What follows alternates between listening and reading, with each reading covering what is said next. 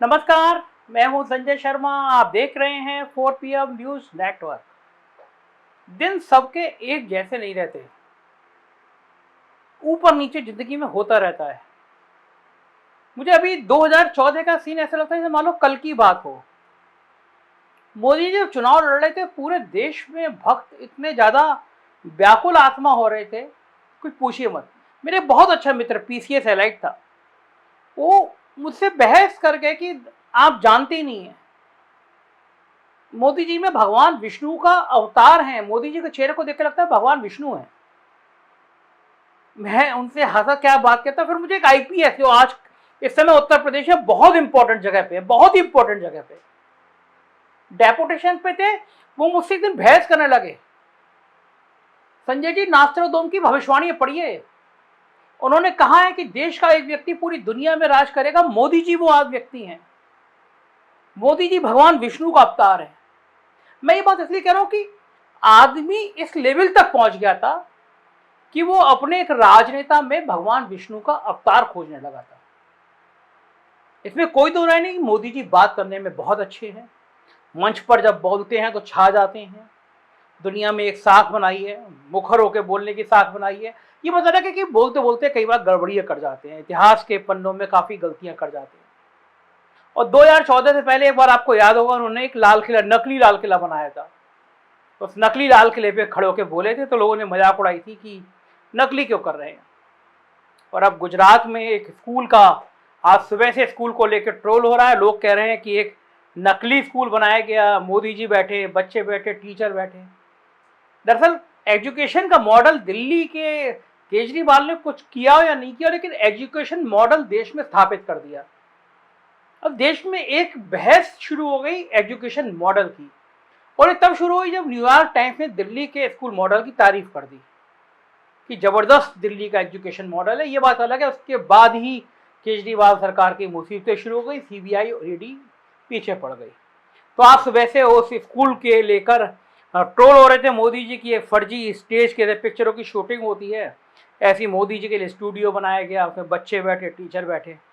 तब तक शाम को खबर आई कि यूके के प्रधानमंत्री ने, तो मैडम ने केवल 45 दिन में इस्तीफा दे दिया, क्योंकि वहां लगातार आर्थिक हालात गड़बड़ होते जा रहे थे।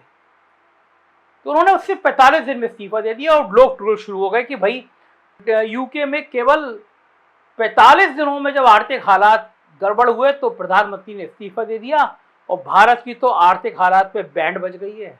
हमें 82 करोड़ लोगों को 2 वक्त की रोटी देनी पड़ रही है। जीडीपी की कुछ पूछिए मत क्या हाल है। रुपया ने ऐतिहासिक गिरावट दर्ज कर ली। कोई सपने में नहीं सोच सकता था कि रुपया 83 क्रॉस कर जाएगा डॉलर के मुकाबले में। और मैं इस बात से हैरान हूं कि इतने योग्य मिनिस्टर होते हुए भी इतनी बेवकूफ़ी भरा बयान कोई कैसे दे सकता है, जैसे हमारी माननीय महोदया वित्त मंत्री ने दे दिया। कहा कि रुपया कमजोर नहीं, वो डॉलर मजबूत हो गया। मुझे लगा कि मैंने बहुत बारीक से देखा कि गड़बड़ी हो क्यों रही है, परेशान क्यों है मोदी जी, अमित शाह, ये वित्त मंत्री परेशान क्यों है। तो मुझे समझ में आया कि गुजरात ने गड़बड़ कर दिया है। गुजरात में जो ये ट्रायंगल फाइट शुरू हो गई है, आम आदमी पार्टी किसको नुकसान पहुंचा दी कि इसने बीजेपी का सारा गणित गड़बड़ा दिया है। हाल ही में एक सर्वे एजेंसी ने गुजरात में सर्वे कराया। सर्वे इसलिए कराया, ये जानने के लिए कराया कि इस बार के चुनावों में आम लोगों की नजर में मुख्य मुद्दा क्या है। इस सर्वे के मुताबिक बेरोजगारी को 31% लोगों ने मुख्य मुद्दा माना, महंगाई को 8% लोगों ने मुख्य मुद्दा बनाया, जबकि भ्रष्टाचार को 7% लोगों ने मुख्य मुद्दा माना। इससे आप अंदाजा लगा सकते हैं कि चुनाव आयोग आखिर मोदी आयोग में क्यों तब्दील हो गया। क्यों चुनाव कार्यक्रम की घोषणा हिमाचल के साथ गुजरात में नहीं की गई।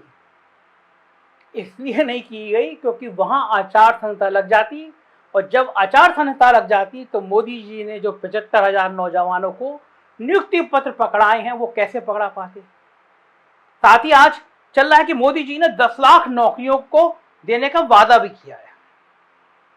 ऐसे में आप अंदाजा लगा सकते हैं कि गुजरात जैसे राज्य में भी वहां बेरोजगारी कितना बड़ा मुद्दा बना हुआ है। और क्या सिर्फ 75,000 लोगों को अपॉइंटमेंट लेटर थमा देने से समस्या का समाधान हो जाता है।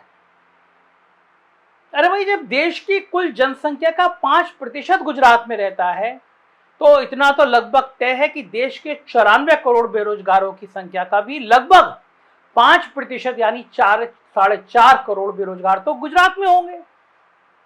ऐसे में मोदी जी के द्वारा ऊंट के मुंह में जीरे के समान रोजगार बांटने से क्या लोगों का गुस्सा कम हो जाएगा? मोदी जी, रोजगार सिर्फ अपॉइंटमेंट लेटर बांटने से नहीं आता।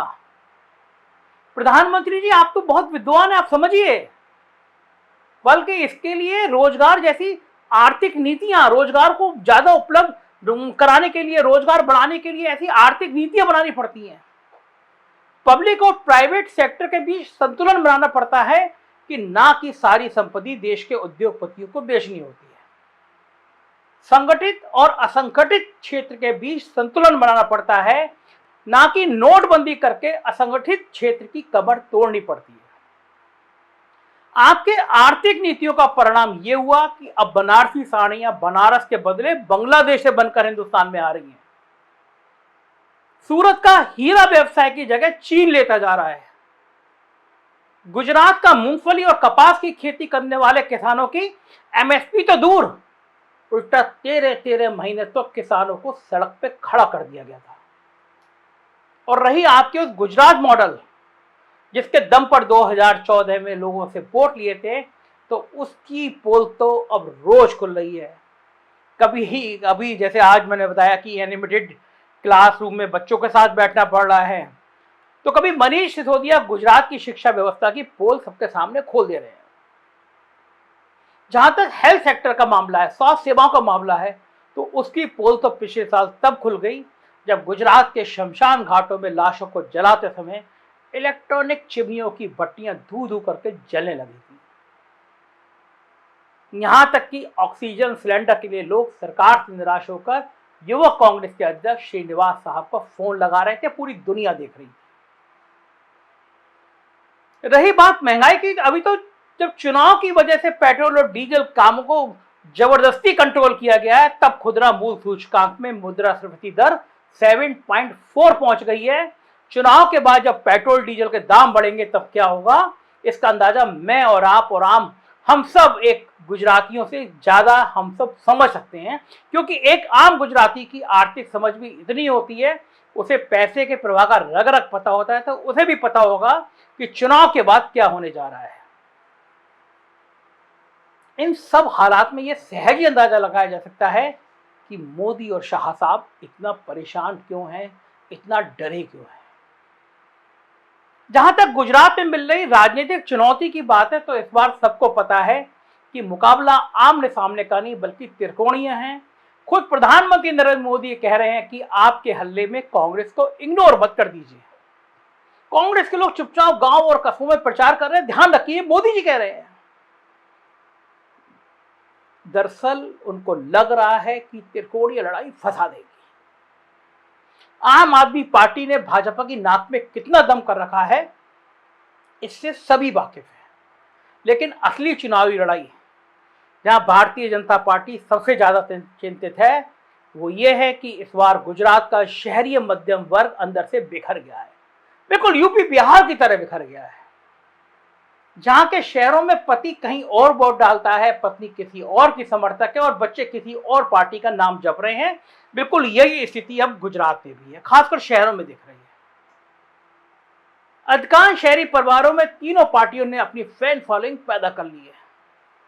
जिसको स्कूली अस्पताल, फ्री बिजली पानी चाहिए वो आम आदमी पार्टी के साथ है, जिसको हिंदुत्व चाहिए वो भाजपा के साथ है, और जिसको पब्लिक सेक्टर, रोजगार, महंगाई आदि की चिंता है वो भारत जोड़ने का मतलब कांग्रेस का समर्थक बना हुआ है।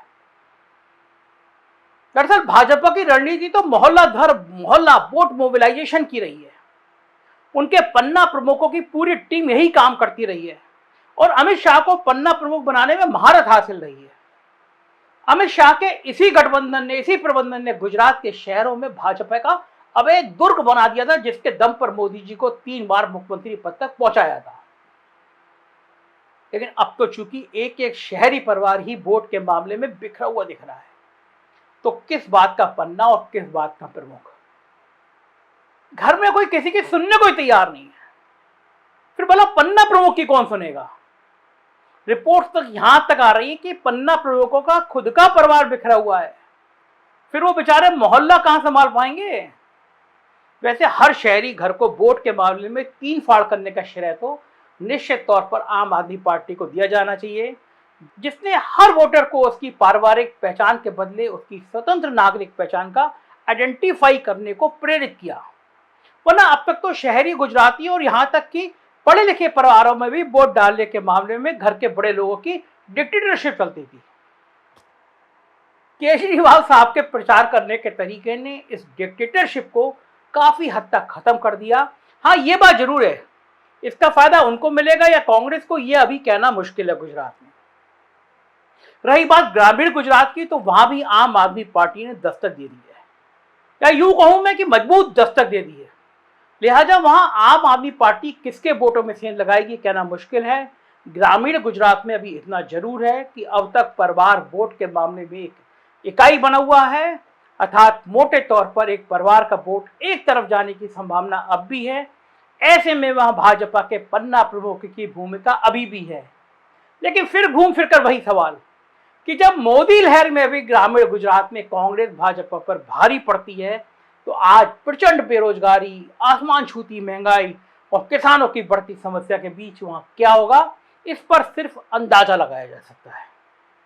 मगर यही अंदाजे की पॉलिटिक्स मोदी शाह की फितरत का हिस्सा नहीं है, कभी नहीं है।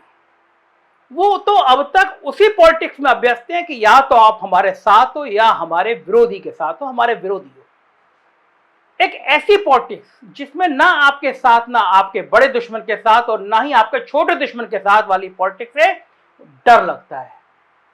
वो वांटेड फिल्म का सलमान खान का डायलॉग याद है ना आपको? ना हनी भाई के लिए और ना गनी भाई के लिए, मैं तो धंधा करता हूं सिर्फ मनी भाई के लिए। बिल्कुल इसी अंदाज में गुजरात का हर वोटर इस बार अपने धंधे को प्राथमिकता देते हुए अपनी वोटिंग प्राथमिकताओं को तय करता हुआ दिख रहा है, और शायद यही मोदी और शाह की चिंता का सबसे बड़ा सबब भी है। गुजरात की पॉलिटिक्स, देश की पॉलिटिक्स की ईमानदारी से समीक्षा सुनी है तो देखते रहिए 4PM news network. Uttar Pradesh की खबरें देखनी हो तो हमारा दूसरा चैनल 4PM यूपी, और बिहार की खबरें देखनी हो तो हमारा नया चैनल 4PM बिहार। तो उसको सब्सक्राइब करिएगा, बने रहिएगा। सच बोलने के लिए आपका साथ चाहिए। शुक्रिया, थैंक यू।